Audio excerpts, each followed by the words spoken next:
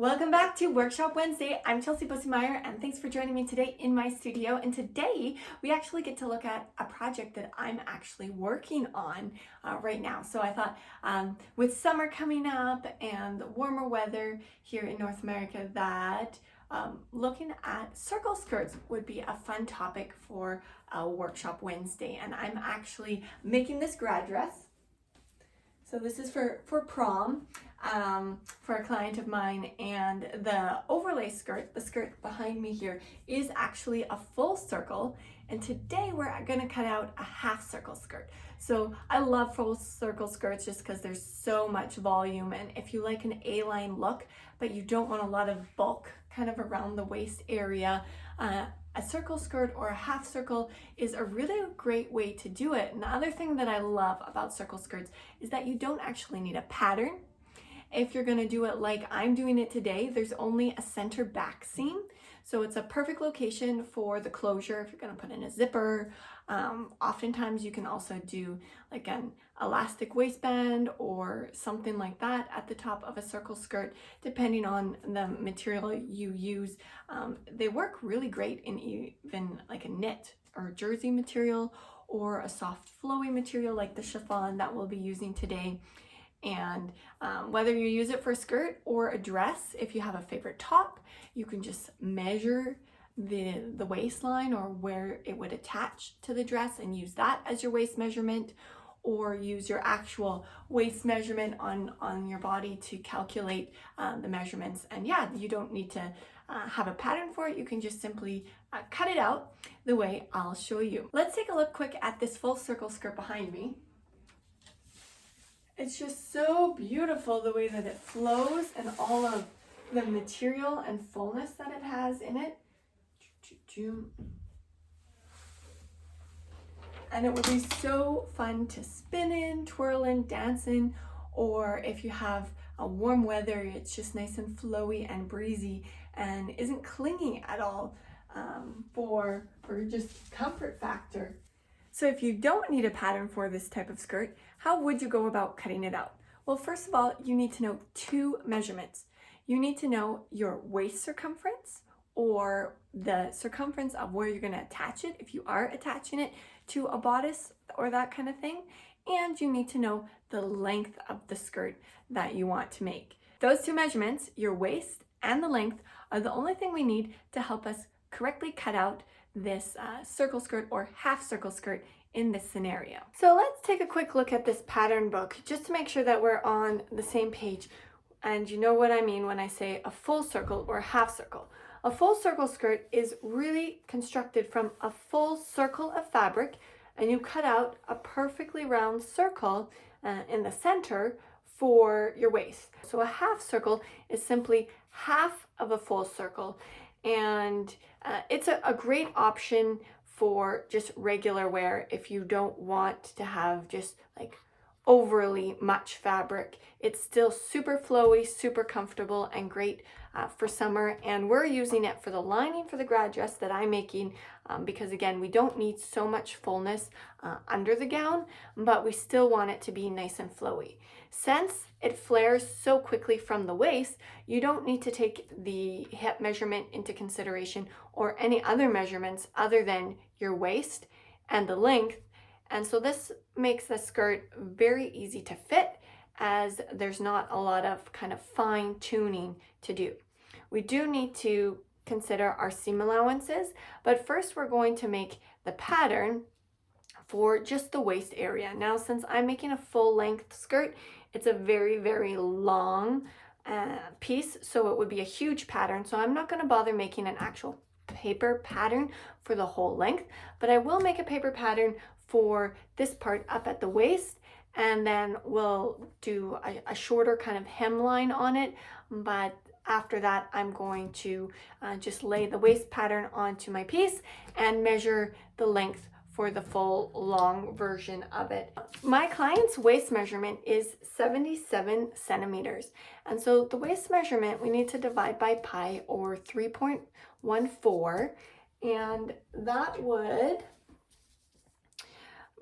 make 24.5 and a little bit, but we're just gonna round it to 24.5. When you're cutting out the waist circle on either a full or a half circle skirt, it's really important not to cut it too large. So rounding your waist measurement down in this scenario is totally okay, because you can always cut the hole a little bit bigger. As well as, since most of the circle is going kind of cross grain or bias cut, it stretches out really, really easily. So if you cut it too large, there's really nothing you can do besides taking some of the width out in an extra seam. If you're cutting the full circle, then you don't actually need any seams at all.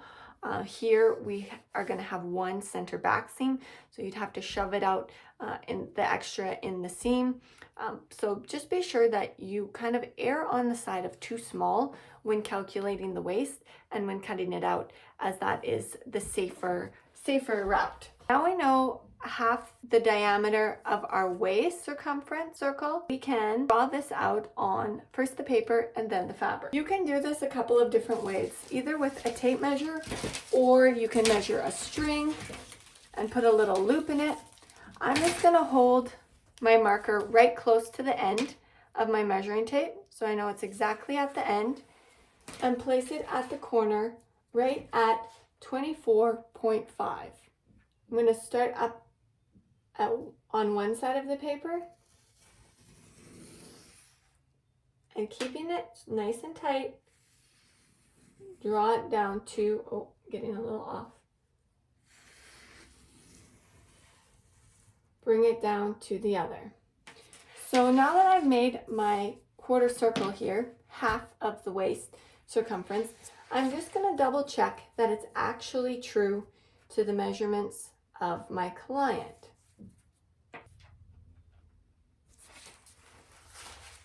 So the full circumference of this circle is 77. So this is perfect. Okay, so now that we've checked that this quarter circle here, so half of our full skirt, since we're making a half circle, is exactly half of our waist measurement, we can move on to drawing in our hemline.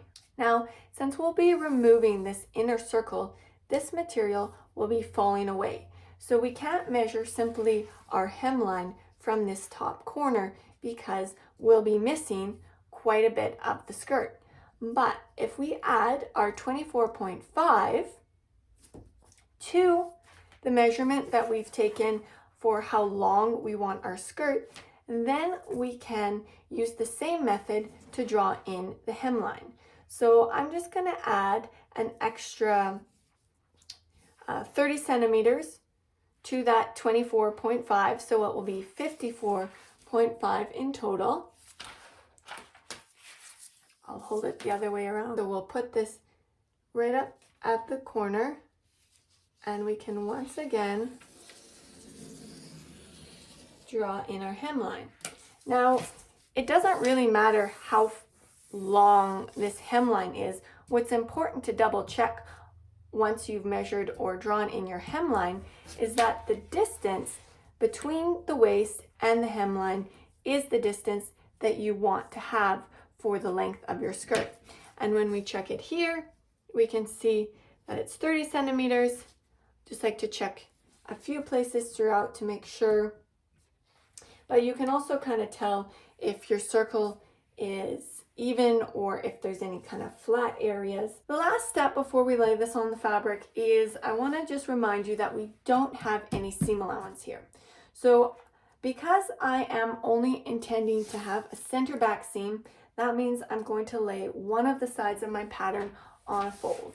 So I'm just going to write in fold here really quickly as a reminder, and then we're going to add our seam allowance, and I'm going to do 1.5 centimeters seam allowance here, and we're going to do 1 centimeter seam allowance at the waistband and 1 centimeter seam allowance at the hem.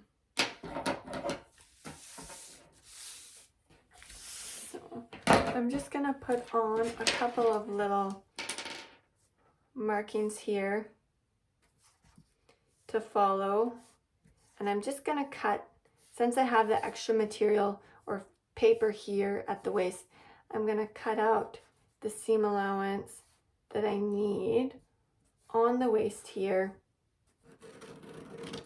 so that I'm sure I don't by accidentally cut this waist too wide, too long. Okay, now I have my pattern all prepped for the waist, and I'm actually just going to use this little scrap piece of paper and slide it in here at my seam allowance width, so that I don't forget to add that seam allowance. Perfect, when I lay this pattern on the fabric. So next thing is, well, lay out the fabric. Okay, now I've got my lovely piece of chiffon squared up and laying out on my massive cutting table. I know I'm a little bit spoiled when it comes to my cutting table, but I was like, I definitely need to have a table big enough that I can put wedding gown patterns on here and not have my fabric hanging off and pulling in different directions. So I've got this extra wide table that's exactly the width of this fabric that I'm working with today, and I've just doubled it over on itself the full length that I need. So that measurement, the 24.5 of the waist plus the 110 of the length of my skirt. So this, I've added actually a few centimeters on the end because I didn't want it to end up being too short for any reason. So I've doubled it over that distance. So that's also the measurement or the length that you need when you want to calculate how much fabric you need for your skirt. That is that full length. The waist circumference divided by pi, the 3.14, plus the length you want of the skirt, and then that measurement times 2 since we're doing a quarter. I've got my pattern that I've created, and I'm just going to lay it on the fold. I've got the fold down at this end, so I'm going to lay it on the fold. And this is also a way that you can check if your material is going to be wide enough, because it's not just about the length, it's also about the width of the material when you're laying it on the fold like this. Or if you're calculating a full circle, you need to know that your fabric is wide enough to cut out the full circle that you need for the length of your skirt, since you do have to subtract that circle for the waist in the middle. But this material is wide enough. But I just wanted to mention that real quick because I forgot to bring that up earlier. But we're just going to make sure that our seam allowance is going to be able to bypass the selvage edge, that it's laying nicely on the fold here. If you have extra material hanging out and you're not exactly on the fold, that will also add length to the circumference measurement and make it a little bit big for your waist. And then next, I'm just going to take my tape measure. I've got my really long tape measure with me today, my 3-meter tape measure, and just measure down, and I'm going to make a few markings just along the bottom edge for where the hemline should actually be, and then I'm going to cut it out. I'm going to do that part with time lapse here.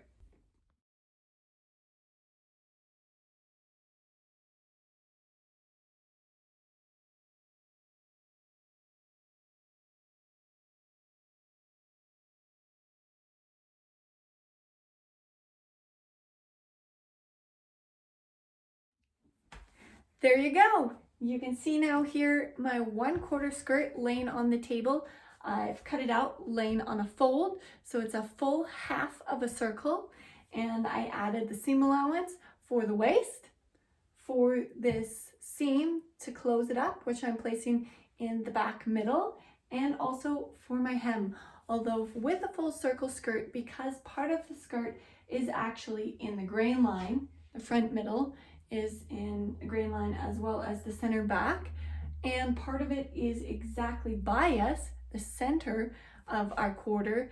The bias part of the skirt will sometimes hang out longer depending on how loose of a weave it is and how flowy of a material If it isn't it, it doesn't usually hang differently, but it can depending on the amount of stretch. Sometimes you will want to true up your hem, just because if you hem it just the way it is, even though it's cut out perfectly even with the body in it, the hips, the bum, with the way the material drapes out at those different areas, the hem itself will become uneven. So sometimes it's better to wait to do the hem until it's hung for a little while, a day or two, and also to put it on the person that's going to wear the skirt and true up the hem that way. I'm going to do this fitting with my client tomorrow, and she'll bring her shoes in, as we're also doing this exactly floor length, so shoes are important there, and I'll use my chalk marker for skirts to really make sure that I have an even hem. Now it can be scary after you've marked the hem to lay it back down on the table to cut off that extra material, because your hem will look like it's going to be all crooked. But if you're very precise when you're marking your hem, then follow your markings and it will look even and balanced by the time you actually put the garment on when you're finished. Well, that brings us to the end of today's episode. I'll be posting this gown in my Facebook group when it's finished, and probably sharing it on a Me Made Monday post as well. Hopefully I'll get some pictures of her wearing it at her grad. So be sure to click the link below and join my Facebook group if you're not already part of the group, so you don't miss what it looks like when it's finished. But that's how you would cut a half circle skirt, and it's just such a nice flowy, look at this, just how flowy and full this hem is, and then nice and small. That's my favorite part of the circle skirt, is that it's just so nice and small, or not bulky up where it attaches at your waist. You don't have too much fullness. Sometimes gathers can be nice, but sometimes it can just feel like too much material, especially in a dress. I find that if I feel like it's just too much bulk of material, it makes me feel a little frumpy. And so this can give you a nice narrow waistline. Having a really full hem can be really flattering too, just because the fullness of the hem, the mass of material that you have around the hem compared to the waistline, can have a really nice kind of optical illusion effect. So it can be really flattering as well. So I hope you enjoyed today's episode. If you have any other questions about cutting out either a full or a half circle, then shoot me a message, post something here, or send me an email, and I'd be happy to follow up with you. Until next week, happy sewing, and we'll see you soon. Psst, I just wanted to add a couple tips for if you're making this into an actual skirt. So different kind of waistband options. So you can definitely cut out just a square straight waistband in the length that you need, and if you want to overlap it a little bit, add that little bit of extra, you can put the zipper all the way through to the waistband if you're using an invisible zipper, so you just need the actual length of your waist measurement. I also really love just doing a second layer, so doing the outer material and the lining material and stitching those together and folding it in and just top stitching the lining on the inside. You know me, I love my top stitching, and then do your zipper all the way up, and then you just don't have a waistband at all. Your skirt will just end. Sometimes you do need to reinforce that edge, just because both your lining and your outer material will have quite a lot cut in the bias, so it can kind of stretch out and get too big. So you might want to put a little bit of support, either in the form of interfacing or some kind of seam stay, anything like that, that can just help that seam stay secure, so that your waist isn't going to continue to grow, or the waist on your skirt isn't going to continue to grow just through stretching out and slide farther down on your body. But yeah, those are just a couple of quick tips for if you were going to make an actual skirt and not sew these pieces onto a bodice like I'm doing here for this grad dress. Okay, take care. See you soon. Bye.